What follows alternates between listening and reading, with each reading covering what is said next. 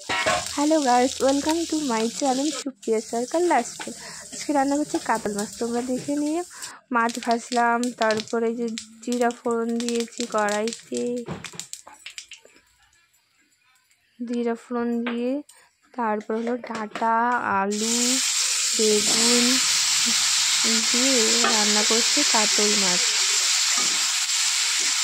তোমরা দেখে নিতে পারতেছো যে সবজিটা কষানো হয়ে গেছে, হলুদ দেওয়া হয়েছে, তারপর হলো নুন দেব, নুন দিয়ে জল দিয়ে মাছগুলো দিয়ে ধনে পাতা দিয়ে নামিয়ে দিয়েছি কাতল মাছের সবজি। তারপর আরেকটা সবজি রান্না করেছি, সেটা হলো মাছের ডিম দিয়ে লাল শাক ভাজি, পেঁয়াজ দেওয়া হয়েছে এখানে, তারপরে হলো লঙ্কা দিয়ে দিচ্ছি, তারপরে ডিম দিলাম, মাছের ডিম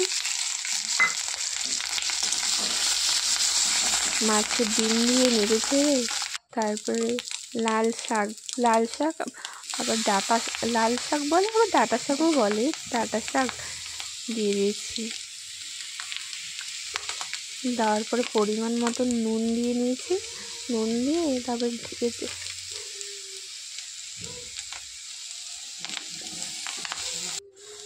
খেতে কিন্তু টেস্টি হয়েছিল এটা।